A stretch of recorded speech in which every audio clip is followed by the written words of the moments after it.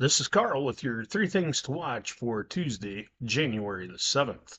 Going to start out cash movement across the interior market really picked up going into year end. Not too surprising. We do tend to see a little bit heavier selling, mainly for tax purposes.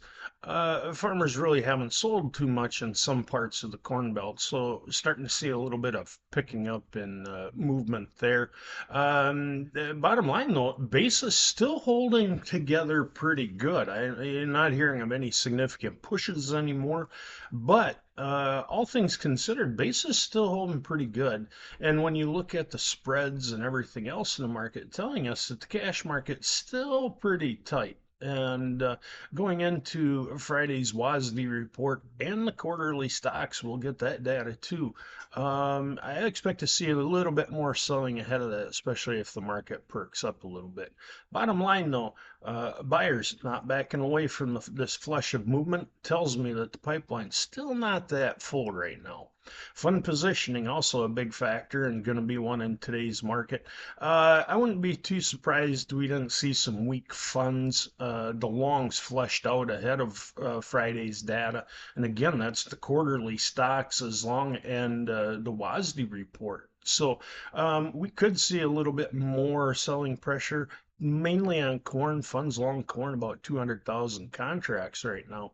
To see funds sell a little bit in livestock, even though that's really not, a quarterly it's really not affected by the WASD as much or quarterly stocks.